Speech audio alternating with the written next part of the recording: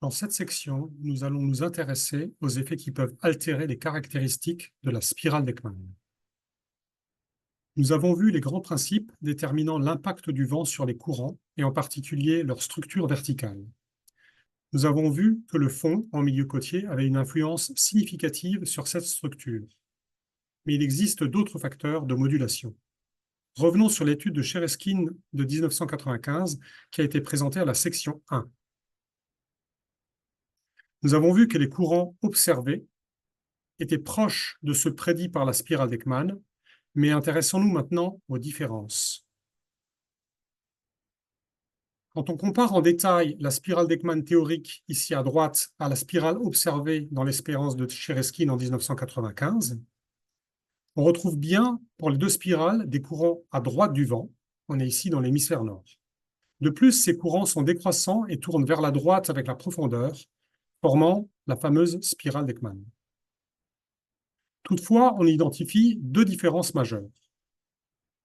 Pour commencer, l'orientation du courant de surface forme un angle supérieur à 45 degrés avec le vent et se trouve un peu plus décalé sur la droite. De plus, la spirale est plus courte qu'observée, c'est-à-dire qu'elle décroît plus vite avec la profondeur.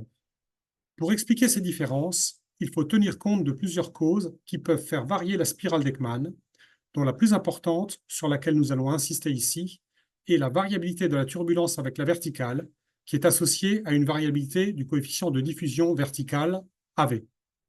Sur le graphe de droite, les flèches bleues reprennent la spirale d'Ekman classique, obtenue avec un coefficient de diffusion de 0,01 m² par seconde, fixe sur toute la verticale. Les flèches rouges indiquent maintenant la spirale obtenue avec un coefficient de diffusion turbulente qui a la même valeur en surface, mais qui décroît ensuite avec la profondeur, pour disparaître et être quasiment nul en dessous d'une trentaine de mètres de profondeur. Avec un tel profil, on voit que le courant de surface est orienté plus à droite et qu'il décroît aussi plus rapidement avec la profondeur. En dessous de 40 mètres, le courant est quasiment nul. C'est donc un tel profil qui doit exister dans la nature pour pouvoir expliquer la spirale observée dans l'expérience de Shereskin. En fait, le coefficient de diffusion verticale est considéré constant et indépendant de la profondeur dans la théorie. Toutefois, comme nous l'avons vu, le coefficient de diffusion verticale est associé à la turbulence et celle-ci n'a aucune raison d'être homogène sur l'ensemble de la colonne d'eau. La turbulence est associée à une agitation de petite échelle qui est souvent engendrée par une instabilité. Les instabilités les plus classiques sont celles associées à des cisaillements de courant, comme l'instabilité de Kelvin-Helmholtz. Le film que nous allons vous montrer est réalisé par des enseignants-chercheurs de l'ESPCI et est une expérience qui montre le déclenchement d'une instabilité de cisaillement. L'expérience est réalisée dans un canal où on crée un courant homogène à l'entrée et on place un obstacle au milieu, ce qui génère une variation verticale de courant et donc un cisaillement.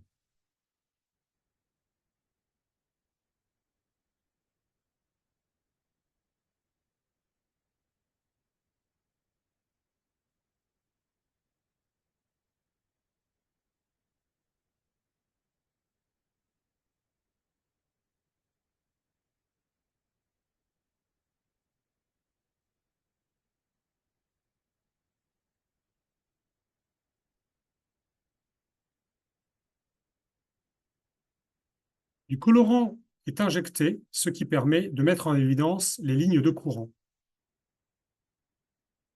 Tant que le courant et le cisaillement sont faibles, le courant reste laminaire. Il n'y a pas de turbulence et le colorant n'est pas diffusé.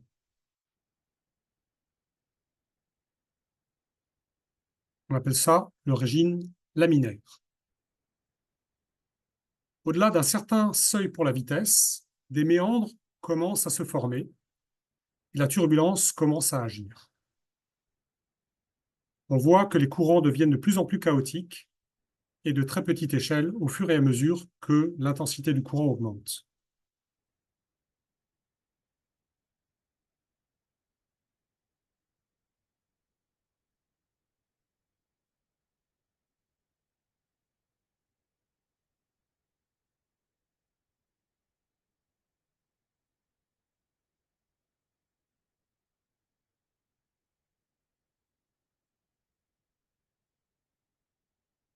Plus la turbulence est forte, plus elle redistribue le colorant de manière efficace et rapide sur toute la colonne d'eau qui est affectée par la turbulence.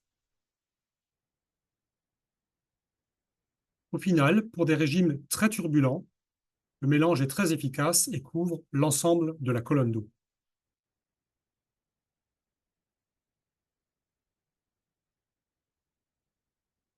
Dans l'océan, le vent lui-même agit et génère des courants cisaillés proches de la surface. La turbulence peut ainsi être générée dans cette région, mais plus en profondeur, les courants sont plus faibles et le régime peut rester laminaire. Il est donc logique que la turbulence et le coefficient de diffusion soient plus forts proches de la surface et aient un profil comme celui que nous avons utilisé plus haut pour reproduire les observations. Ce mécanisme de génération de turbulence, appelé instabilité de Kelvin-Helmholtz, est très répandu dans les fluides en général et dans l'océan en particulier. Il est très efficace pour redistribuer et diffuser les traceurs et la quantité de mouvement verticalement.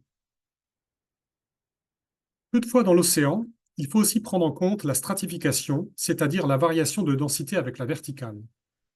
La stratification a tendance à atténuer l'instabilité et à la rendre plus difficile, car déplacer une particule de fluide dans un fluide stratifié demande une énergie potentielle. Pour mesurer l'efficacité du cisaillement dz de U par rapport à l'effet de la stratification dz de ρ, il existe le nombre de Richardson. Il a été montré que la turbulence se déclenche quand ce nombre était plus petit que 0,25. Ainsi, pour la dynamique de l'océan, on développe des paramétrisations de la turbulence, c'est-à-dire des lois empiriques qui spécifient les valeurs du coefficient de diffusion en fonction du nombre de Richardson. Ces lois font alors naturellement apparaître des variations de AV en fonction des courants et de la stratification. Ces paramétrisations engendrent souvent des coefficients de diffusion forts en surface et plus faibles à l'intérieur de la colonne d'eau, en particulier à cause de l'action du stress du vent.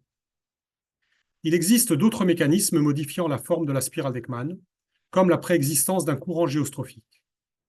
En effet, un courant géostrophique modifie le cisaillement vertical de vitesse et la redistribution verticale de quantité de mouvement par le mélange turbulent dû au stress de vent.